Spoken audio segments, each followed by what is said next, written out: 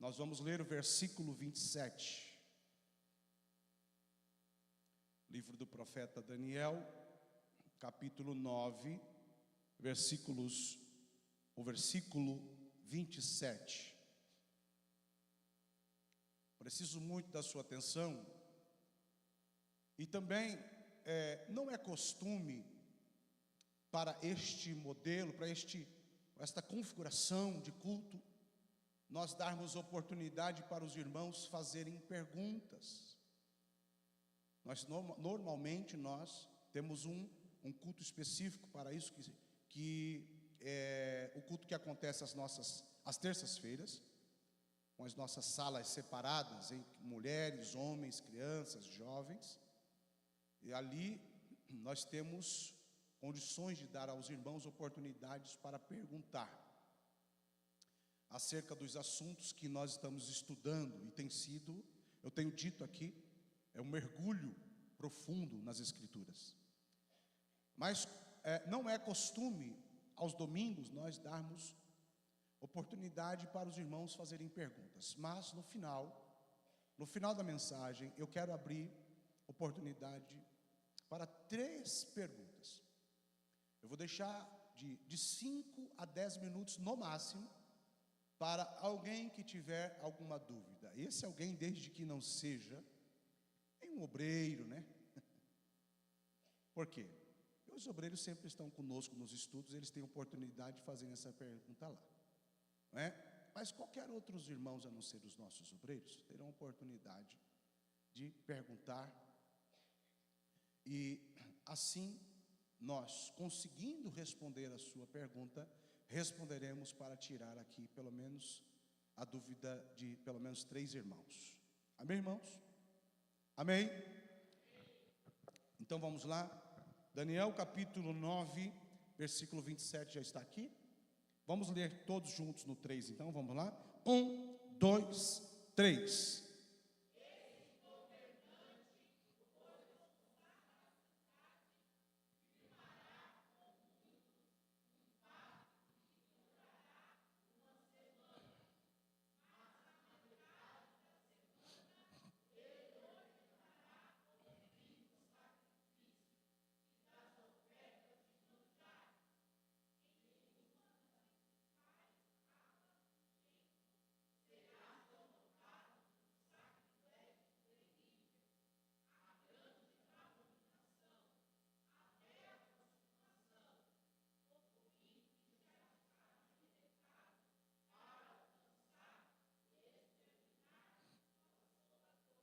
Bom, queridos, nós tomamos como base este versículo do capítulo 9 de Daniel. Eu já havia dito que para estudar escatologia, só o Apocalipse não é suficiente. Nós precisamos do livro de Daniel, precisamos do livro de Isaías, precisamos de Zacarias, precisamos de Oséias, os profetas do Antigo Testamento. Porque as profecias, elas se juntam, não é? E nesse ajuntamento nós vamos compilando essas profecias e vamos interpretando-as para a nossa melhor compreensão.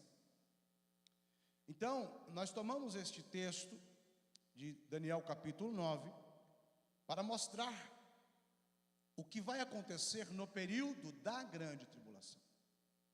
Então, no capítulo 9, versículo 27, a Bíblia diz que o homem, vamos dizer assim, né, que vai se levantar naquele período, em algumas traduções vai dizer um príncipe, mas na verdade esse príncipe aqui não aponta para Jesus, o Cristo, mas aponta para o anticristo. Ele firmará um pacto de 7 semanas, ou melhor, de 1 semana. E a verdade é que essa semana aqui são semana de anos. Quando nós estudarmos, se formos estudar aqui nesta série de mensagens sobre as 70 semanas de Daniel, nós compreenderemos essas semanas que elas são contadas como semanas de anos. Então, quando ele diz aqui uma semana, ele está falando de 7 anos, pois a semana, ela tem 7 dias. Ele vai dizer que na metade da semana, ou seja, em 3 anos e meio, metade da semana, este pacto ele será quebrado e acontecerá o sacrilégio, onde o anticristo ele vai querer colocar a sua imagem, vai querer se assentar no trono como Deus, no templo que será construído por Israel. Eu já quero pedir para vocês, que eu não tenho tempo para fazer isso aqui para vocês, mas quero pedir para vocês, ainda hoje ou durante a semana, vocês façam essa consulta em casa. O que Israel espera acerca deste templo, o templo que será construído? Para esse templo, já existe em um lugar em Israel, que é como se fosse um lugar reservado sobre os utensílios que serão usados neste templo. Ali já tem a roupa sacerdotal confeccionada. Quem está comigo, diga amém. A roupa sacerdotal confeccionada, porque nós precisamos entender que Israel, os judeus, eles não creem em Jesus, o nosso Messias. Eles ainda estão esperando pelo Messias. E onde eles cairão no erro? Por quê? Porque esperando eles pelo Messias, ou pelo Cristo deles, o que eles receberão é o anticristo. E para que esse período seja estabelecido, Israel construirá o templo. E as vestes sacerdotais que era usada no Antigo Testamento nesse templo, elas já estão confeccionadas. Eu preciso que vocês pesquisem sobre isso durante a semana, até hoje, se for preciso. Não somente as vestes sacerdotais, mas as ferramentas usadas para o sacrifício, a pá, que era utilizado para tirar as cinzas, tudo que está escrito na Bíblia, e também a novilha vermelha. Pastor, o que é isso? Pesquise ainda hoje ou durante essa semana sobre isso que eu estou dizendo para vocês. A novilha vermelha ela era usada para a consagração do templo. Para consagrar o templo era-se usada as vacas, as novilhas vermelhas, não podia ser manchada. Ela teria que ter o pelo todo avermelhado, toda vermelha. E eles já conseguiram desenvolver essas novilhas, se não me falha a memória, já está ali as 5 novilhas vermelhas preparadas para a consagração do templo. Pesquisem sobre isso, porque Israel, eles já acreditam que o Messias deles, o Cristo deles, está muito próximo, portanto eles estão preparados para este dia. A questão é que quando eles descobrirem que o Cristo que eles esperavam já veio, aí é que, como diz o outro, a porca torce o rabo. Por quê, pastor? Porque eles vão entender que o que eles mataram na cruz há 2000 anos atrás era o Cristo que eles esperavam.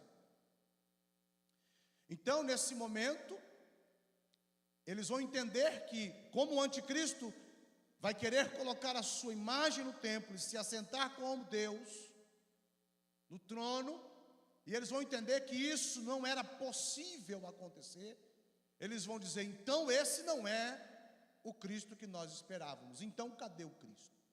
E aí a Bíblia diz que os olhos deles serão abertos, e eles entenderão que o Cristo que eles esperavam já veio, e eles o crucificaram. É importante dizer que nesse momento haverá um pacto de paz. Essa paz, ela se dará em duas etapas, ou essa grande tribulação se dará em duas etapas. A primeira etapa é de paz. Os primeiros 3 anos de paz, onde Israel terá a oportunidade de construir o templo, não haverá guerras no Oriente Médio, as coisas no mundo, de forma política, de forma econômica e religiosa, ela andará muito bem, obrigado. Mas depois de 3 anos e meio, quando Israel não querer, mas andar com o anticristo, pois eles saberão que esse suposto Cristo não é o Cristo que eles esperavam, então haverá um grande problema para Israel. Quando todas as nações, ou muitas nações da terra, se virará contra Israel. E o que estará acontecendo na terra neste período? É importante a gente entender.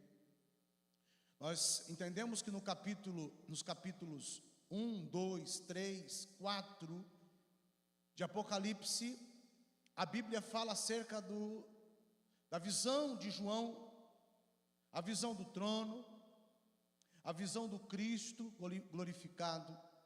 Fala sobre a visão das igrejas, das 7 igrejas da Ásia. No capítulo 5, a Bíblia vai falar acerca do Cristo que venceu. No capítulo 6, a Bíblia vai começar a falar sobre os 4 cavaleiros do Apocalipse. São eles o cavaleiro branco, o cavaleiro vermelho, o cavaleiro preto e o amarelo. Na verdade, o amarelo aqui no original é verde, mas é só para efeito de informação. E ali, a partir desse momento, na quebra do pacto, começa ali então esses processos. Quais processos? Quando começa a se abrir os selos, os 7 selos do Apocalipse. E aí então, o cavalo branco, ele sai vencendo, e para vencer, como diz a Bíblia, esse cavalo branco não é Cristo. Esse cavalo branco é o anticristo. Ele sai vencendo, e para vencer, ele não venceu, e ele nem é vencedor. Na verdade, ele é perdedor, e vai continuar perdendo sempre. Mas ele sai querendo vencer, e quando ele sai querendo vencer, há uma sequência de eventos.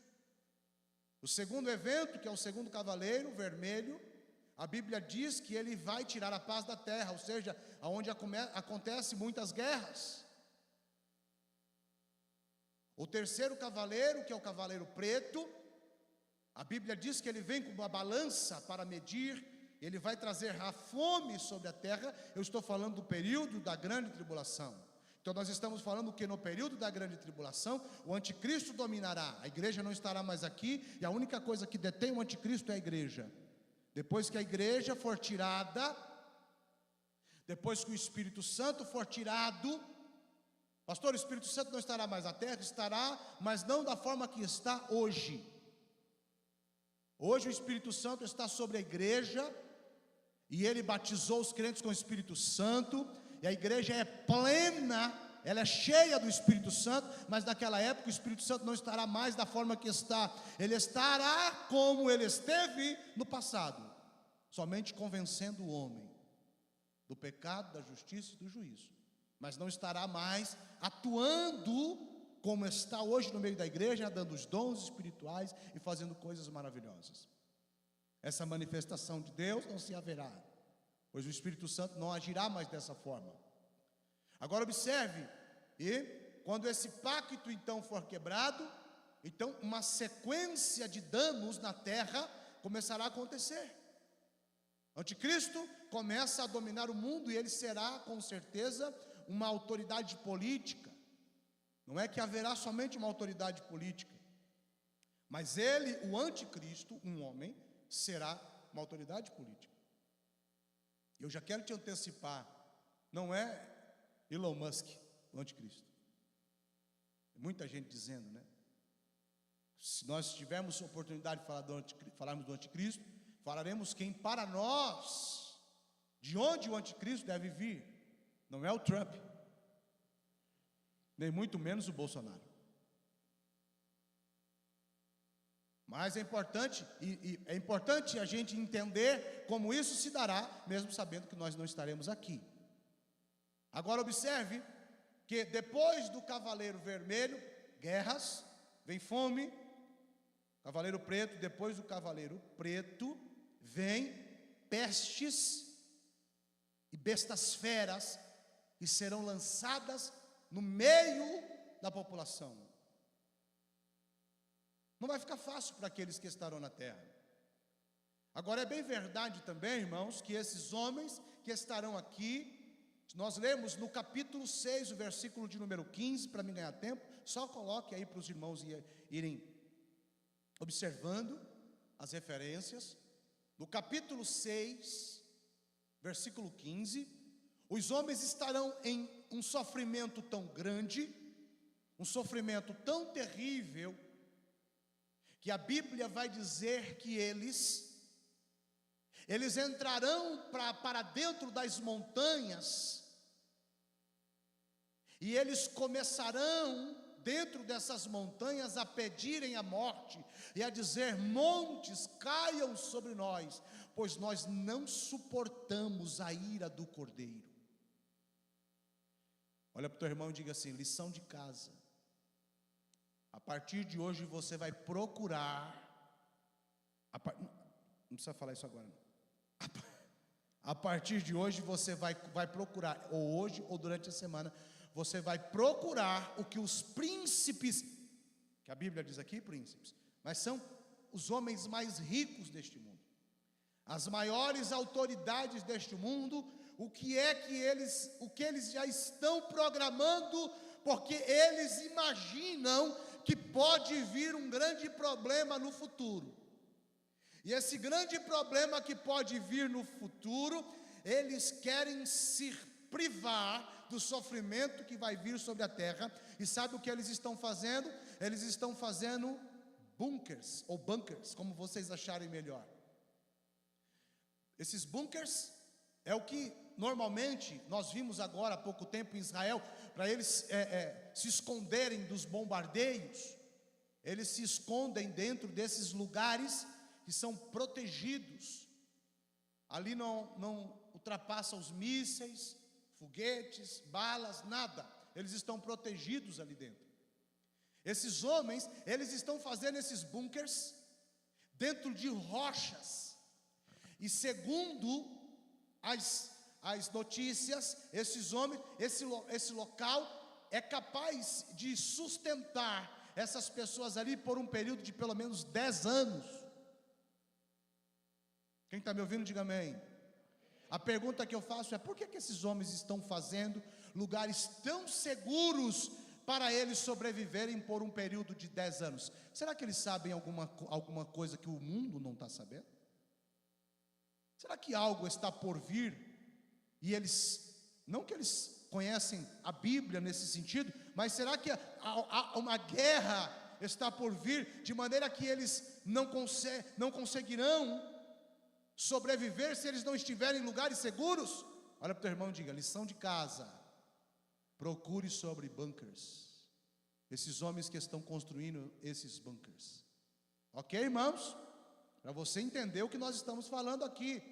Por quê, pastor? Eles estarão escondidos dentro desses lugares, dentro de rochas, e é lá mesmo que eles estão tentando fugir da ira do Cordeiro, e lá mesmo é que eles vão ter que gritar: montes caiam sobre nós, porque nós não suportamos a ira do Cordeiro. Olha para o teu irmão e diga para ele: mas nós não estaremos mais aqui, nós já estaremos no céu de glória com o Senhor. Eu falei de Apocalipse capítulo 6, verso de número 15. Só que não fica por aí. A Bíblia diz que o negócio vai ficando mais feio, de maneira que agora o Senhor vai punir de forma muito severa os homens da terra, de maneira que pelo menos 80%, quem está me ouvindo, diga amém. Pelo menos 80% da população será dizimada. 80% da população deixará de existir. Porque o calor vai ser intenso, os ventos não soprarão mais. Estrelas cairão do céu. A Bíblia diz que as estrelas cairão do céu como figos. O sol não dará a sua luz. A Bíblia diz que sairão, nós interpretamos como demônios. Nós vamos ler lá no capítulo 9 de Apocalipse, coloca aqui. E isso que é comparado como demônios, sairão do abismo, e eles sairão para ferir o povo da terra, e eles ferirão o povo da terra como se fosse um escorpião. Apocalipse capítulo 9, eu quero que você coloque aqui no versículo 5, para que a gente possa ler juntos agora, para que a gente possa entender o que é que vai acontecer nesse período. Apocalipse 9, 5, está aqui? Vamos ler no 3, vamos lá? 1, 2, 3.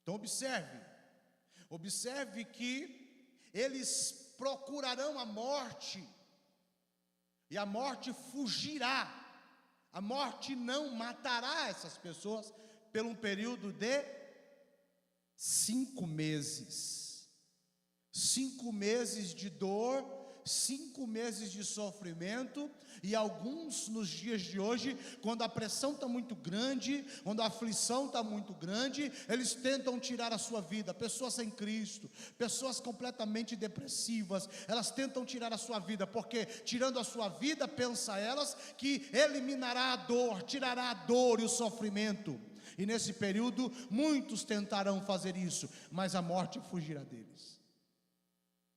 Então você imagina uma pessoa que tentará de repente se enforcar,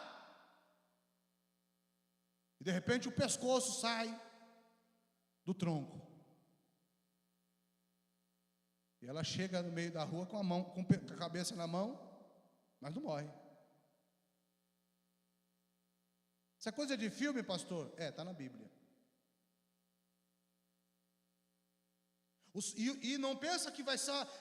É dor, é uma dor tão grande como picada de escorpião. Eu nunca fui picado por escorpião, graças a Deus, mas dizem que dói. Agora você imagina o corpo todo de uma pessoa nessa dor. Não é uma dor local, é uma dor terrível.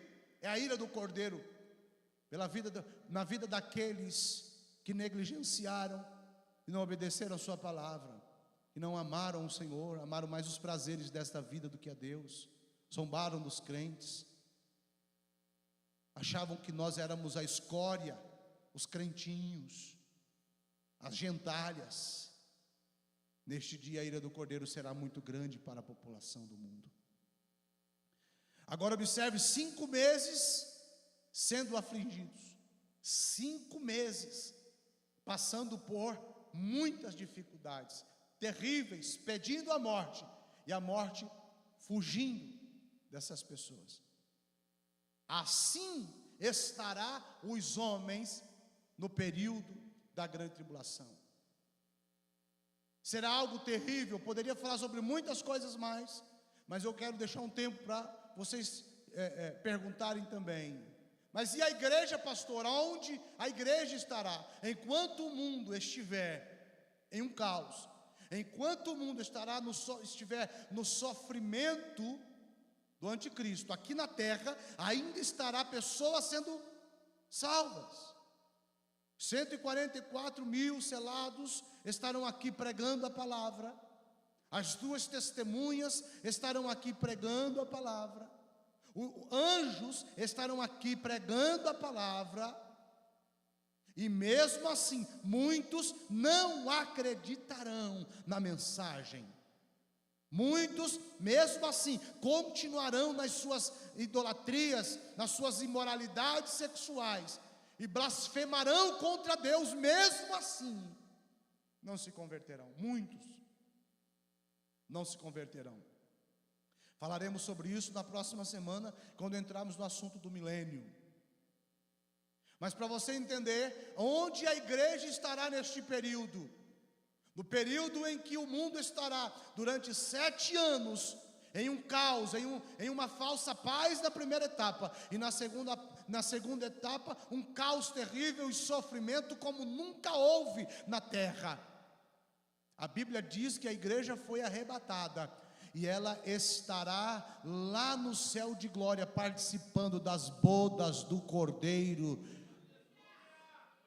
Nós estaremos com Cristo, e lá nós veremos o nosso pai Abraão, e lá nós veremos o nosso Senhor Jesus, e lá nós veremos o nosso grande Deus, e nós estaremos ali participando de um grande banquete que será dado para a igreja nesta grande cerimônia, onde a igreja participará.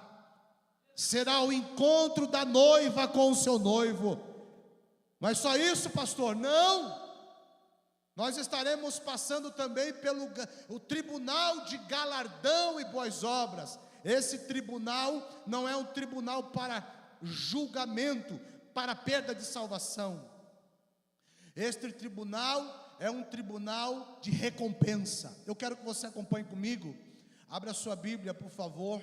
1 Coríntios, capítulo 3. Se não me falha a memória, o versículo 12. Vê se é isso. Isso, a partir do versículo 12. Capítulo 3, nós vamos ler do 12 até o 15. Já está aqui? Vamos lá então no 3 todos juntos? Vamos lá? 1, 2, 3.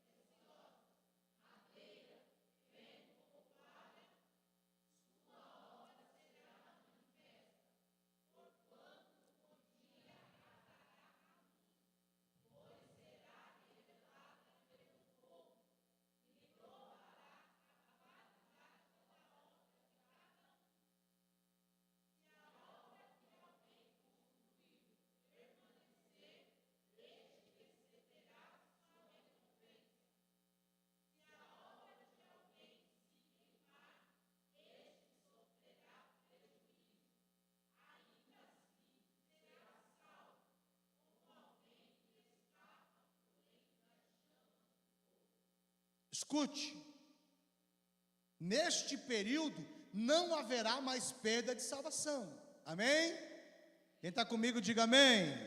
Neste período não haverá mais perda de salvação, já foi arrebatado. Mas é importante nós compreendermos que a igreja, ela participará do grande banquete, das bodas do Cordeiro, o encontro da noiva com o noivo. Mas também nós seremos recompensados pelas obras que nós fizemos aqui na terra. Veja aqui, em Efésios capítulo 2, versículo 8 e 9, a Bíblia diz: vós sois salvos pela graça mediante a fé. Isso não vem de obras, é dom de Deus. Não vem de obras para que ninguém se glorie. Salvação não é por obras. Ninguém é salvo pelo que faz. Ele é salvo pela graça de Jesus. Jesus é quem nos salva, pela sua graça. A verdade é que Tiago vai dizer que os salvos, eles fazem obras. Parece ser antagônico a visão dos dois apóstolos, mas não é. A verdade é que Paulo está dizendo: salvação é pela graça, mas recompensa é pelas obras. Observe então aqui, quando ele está dizendo, ele está falando sobre que as nossas obras, elas serão provadas no fogo. Então ela vai ser provada no fogo como ouro, como prata ou como pedras preciosas, como madeira, como palha. E nós precisamos entender, de fato, quais são as obras que nós estamos prestando ao Senhor. Nós sabemos, irmãos, que o período do milênio, a igreja, aqueles que o Senhor recompensará, esses prêmios recompensadores que o Senhor dará para a igreja, será como governantes de muitas nações. Nós falaremos sobre isso, mas é importante a gente dizer que nós seremos premiados. Outros não serão premiados, porque as suas obras serão provadas no fogo. Então eu pergunto para você, quando o ouro é provado no fogo, ele perde o seu valor? Não, ele fica muito mais valioso. Por quê? Porque agora o fogo purifica, ou seja, tira as impurezas do ouro, tira as impurezas da prata, tira as impurezas das pedras preciosas. Então quando nós chegarmos diante do Senhor, o Senhor provará as nossas obras. Eu quero ver como que o Ricardo pregou todos esses 24 anos dele como cristão. E a minha obra será aprovada. E naquele grande dia ele vai olhar e vai dizer: eu quero ver se ele pregou de fato. Eu quero ver qual foi a intenção do coração dele enquanto ele pregava. Eu quero ver qual foi a intenção dele enquanto ele pastoreava uma igreja. Será que o desejo dele não foi ter dinheiro, ganhar dinheiro com a igreja? Eu quero perceber. E como que ele vai perceber? Ele vai provar minhas obras no fogo. Será que a intenção dele não foi secundárias? Será que ele não tinha outros pensamentos, outros sentimentos? As nossas obras serão provadas no fogo. Eu ouvi uma irmã dizer, eu não sei qual foi a irmã, mas eu ouvi uma irmã dizer esses dias, e uma irmã chegou para ajudar na limpeza da cozinha da igreja, depois de terem feito o almoço, e foram vendidas as marmitas para ajudar na obra do Senhor. E a irmã que veio limpar as panelas, quando ela chegou, ela mandou um áudio dizendo: Deus seja louvado por essas panelas que sobraram para mim lavar, pois de alguma forma eu posso cooperar com a obra do Senhor. Panelas, panelas. Mas naquele grande dia, o Senhor vai provar e vai dizer: aquelas panelas foram obras como ouro. Se o Senhor provará alguém que lava a panela, e essa panela para ela é como se fosse algo muito importante, porque é para a obra do Senhor, como será que o Senhor não vai olhar para a sua igreja que serviu com fidelidade, com amor durante anos? Qual será a nossa recompensa?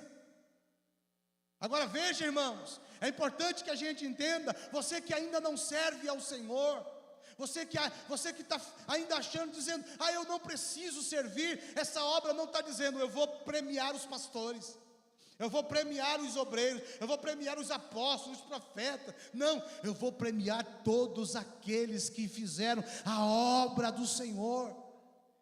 É para toda a igreja. Você sim, que está sentadinho aí nesta cadeira, que acha que a obra de Deus não é para você também, são para todos nós. É para todos nós, não importa, irmãos, de alguma maneira nós podemos servir. Tem tantas áreas da igreja que nós podemos servir. Quando você chega, tem alguém ali na portaria te recebendo, não tem? Às vezes com uma balinha, às vezes com um cafezinho que elas preparam em casa e traz para você. São obras que serão colocadas diante do Senhor, e o Senhor vai recompensar essas pessoas. Quando você trabalha de alguma forma na cantina da igreja, ajudando com as crianças, com os adolescentes, com os jovens, com as mulheres, limpando a igreja, evangelizando, entregando um folhetinho, de alguma maneira cooperando com a obra do Senhor, naquele grande dia haverá recompensa para aqueles que serviram a Deus. Recompensa. Ei, irmão, então eu te aconselho, pare de ficar aí sentadinho na sua cadeira, como se a obra de Deus não fosse com você. Por quê, pastor? Porque se eu nada fizer, nada terei naquele dia. A Bíblia diz que até mesmo a obra daqueles que fazem, de alguma forma, talvez como competição, ou por inveja, por contenda, essas obras também serão provadas do fogo. Eu prego para me aparecer, eu canto para me aparecer, eu sirvo para me aparecer, a obra vai ser provada. E quando essa obra for provada e Deus não vê que houve um bom sentimento, ela queimará como palha. E quando ela queimar como palha, o que sobra? Sobra nada. A Bíblia diz que esse será salvo, mas como que se escapando do fogo. Ou seja, será salvo, mas assim, já viu o menino que faz a prova? Ele não estudou nada. Aí ele vai lá e tira um 5. Aí a professora falou assim para ele assim, para a mãe, né? Fala para a mãe, tirou 5 na prova. Aí ele fala assim, mas é azul, né? Não é a nota azul? O 5 não é a nota azul, não é? O 5 é o cala a boca do pai, cala a boca da mãe. Porque não é vermelho, né? Não é uma nota excelente, mas também não é uma vermelha. Então ele fala assim, tipo assim, bom, vou passar de ano, não é isso? Ou então aqueles que vão para recuperação, né? Vai passar, mas empurrando, é assim, vai ser salvo, mas empurrando, vai passar aqui, mas você sabe que foi quase, hein? Quase tu não veio. Cutuca o teu irmão, diga para ele assim, não vamos ser assim. Vamos servir a este Deus com amor. Vamos doar a nossa vida para o Senhor. Vamos servir de verdade. Não vamos colocar empecilhos para não fazer. Vamos colocar motivos para fazer. Motivos para trabalhar, motivos para vir à igreja, motivos para pregar, motivos para adorar, para cantar, motivos para fazer uma visita, motivos para entregar um folheto, vamos encontrar motivos para servir ao Senhor. Por quê? Porque nós já somos crentes, e esses crentes eles fazem obras, não são salvos por obras, mas todo crente salvo, eles fazem as obras do Senhor. Já faz quanto tempo que você está sentado neste banco, sendo alimentado pela palavra, entre as semanas, essa semana, entra mês, sai mês, entra ano, sai ano, e você acha que não é com você? O Espírito Santo está falando conosco, nós precisamos nos unir, nós precisamos estar juntos. Quantas pessoas poderiam já ter sido alcançadas pelo Senhor, se nós estivéssemos mais unidos, se nós estivéssemos mais juntos, se nós estivéssemos mais evangelizando mais, servindo mais. Mas nós estamos achando que não é conosco. Irmãos, o Senhor, Ele tem promessa de recompensa para aqueles que servirem a Deus. Mas nós olhamos assim, tipo assim, não, se eu vou ser salvo, então tá bom, eu não preciso nem ser recompensado. Que mediocridade da nossa parte, irmãos. Eu imagino que uma pessoa assim, talvez ela nem deveria ser salva mesmo.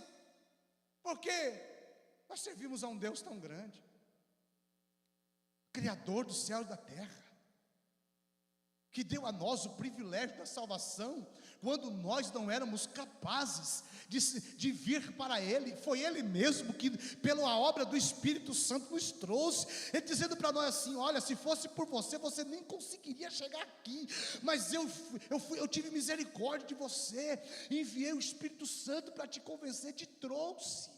Você veio e agora você está aí, e eu não fiz só isso não, eu te batizei com o Espírito Santo, eu tenho te abençoado, tenho abençoado a tua família, eu tenho te dado a cada dia a alegria da salvação, e ainda assim você serve mais o teu patrão do que a Deus, você serve mais quem te paga um salário do que a Deus, não entrega nada para Deus do teu serviço, não entrega nada para Deus para salvar alguém, para ajudar a salvação de alguém. As nossas obras serão provadas no fogo, queridos. Nós precisamos compreender isso, precisamos entender isso. E eu encerro aqui. Que horas são? 8h40 eu quero deixar alguns minutinhos para vocês fazerem algumas perguntas. Mas deixa eu dizer uma coisa, a Bíblia diz, escute, a Bíblia diz que nós temos que ter prazer na lei do Senhor. Bem-aventurado o homem que tem prazer na lei do Senhor e na sua lei medita de dia e de noite. Sabe o que é prazer, irmãos? Sabe o que é prazer? Prazer é aquilo que eu tenho expectativa. Prazer é aquilo que eu quero muito. Prazer é aquilo que eu almejo. Às vezes, nós planejamos uma viagem, e aí nós não vemos a hora de chegar o dia de fazer aquela viagem, porque nós queremos desfrutar daquela viagem. Nós queremos desfrutar do momento único que aquela viagem vai proporcionar para nós. Aquele carro zero novo que eu quero comprar. É uma alegria. A gente não fica ansioso, aguardando o momento de conquistar aquele carro novo, aquela casa. Que maravilha! Aí você se alegra. É prazeroso quando nós conquistamos essas coisas. Isso é prazer. Agora, quando nós estamos vindo à igreja, nós estamos vindo por dever. Sabe o que é dever? Dever é assim: eu não estou com um pingo de vontade, mas eu preciso ir ao culto. Isso não é prazer. A pergunta que se faz é: por que não tem sido um prazer servir a um Deus que nos salva, a um Deus que nos ama, que nos livrará do inferno, que nos livrará da mão do anticristo, que vai nos levar para morar com Ele? Lá não haverá morte, não haverá dor, não haverá choro. A Bíblia vai dizer que o que o olho não viu, o coração não viu e não desceu o coração do homem, os ouvidos não ouviram e não desceu o coração do homem, é o que Deus tem reservado para aqueles que o amam. Ei, irmãos, o mundo não se compara com o que Deus preparou para nós, e mesmo assim nós não conseguimos ter prazer. Nós não conseguimos falar assim: não vejo a hora de chegar ao culto de domingo à noite. Por quê? Porque eu quero me encontrar com os meus irmãos. Eu quero adorar a Deus com toda a minha força. Eu quero ter um relacionamento profundo com o Espírito Santo. Eu quero cantar, eu quero adorar, eu quero chorar, eu quero estar com Deus, eu quero ouvir a mensagem. Eu tenho desejo desse momento. Por que nós não temos tido esse prazer? Por que isso está invertido? Nós estamos amando mais o mundo do que a lei do Senhor. E nós não podemos concordar com isso, aceitar isso. Não, pastor, é assim mesmo. A luta do crente é difícil. A luta do crente pode ser difícil com o mundo, mas a luta do crente para servir a Deus, para amar a Deus, não pode ser grande. Isso tem que ser prazeroso para nós. E se não está sendo, tem uma luz amarela acesa, que nós não estamos atentando para ela. Nós não trabalhamos porque nós não temos prazer. Nós não servimos porque nós não temos prazer. Pastor, e o que eu faço com isso agora? Você precisa agora, irmãos. Imagine que tem um maníaco atrás de você, querendo matar você, tirar a sua vida, e você precisa correr, e você tem que correr como um louco. Você precisa salvar a sua vida dessa pessoa má. Conselho que eu te dou: a partir de hoje, comece a correr como nunca em busca deste prazer. Comece a correr como se não houvesse o amanhã, e comece a buscar o prazer da lei do Senhor. Que você olhe para dentro do teu coração e você sinta as suas entranhas queimando de desejo de estar com Deus, de servir a Deus, de servir ao Rei dos Reis, de trabalhar para o Senhor. Mas a igreja ela é imperfeita, eu não concordo com isso, eu não concordo com aquilo. Esqueça essas diferenças, porque enquanto os homens estiverem aqui na terra, eles serão homens imperfeitos, mas aqueles que amam ao Senhor, ele deixa essas pequenas coisas de lado e ele começa a servir a Deus. Um conselho que eu te dou: se você pudesse ouvir tudo dessa mensagem hoje, levar alguma coisa, é essa palavra: comece a correr desesperadamente para buscar o prazer de servir a Deus, buscar o prazer de andar na presença do Senhor todos os dias da sua vida. Você tem prazer quando chega o dia de receber o seu pagamento lá no trabalho? Aí você fala: hoje é o dia que eu vou pegar minha esposa e levar ela para jantar, e você fica feliz. Enquanto você não tiver esse prazer de servir a Deus, enquanto não tiver esse prazer de vir à igreja e de buscar ao Senhor, não está bom. Mas eu te aconselho nessa noite: corra como um desesperado e comece a buscar a Deus de uma forma ardente, de alguém que está morto de fome, querendo o Senhor. Porque quando esse dia chegar, você desfrutará de uma vida com Deus que você nunca desfrutou. Busque como um desesperado, a partir de hoje, ter prazer na lei de Deus. Prazer. Pois aqueles que têm prazer na lei de Deus, ele não fica questionando. Aquele que tem prazer na lei de Deus, ele está sempre feliz com o Senhor. Cutuca o teu irmão, diga para ele assim: como está o teu prazer pelas coisas de Deus? O Espírito Santo tem nos ajudado todos os dias, ele tem nos fortalecido todos os dias, ele tem nos ajudado nas nossas fraquezas todos os dias, para que nós tenhamos prazer na lei do Senhor. Tenha prazer na obra do Senhor. Olha para o teu irmão e diga para ele assim: para de colocar desculpa a partir de hoje.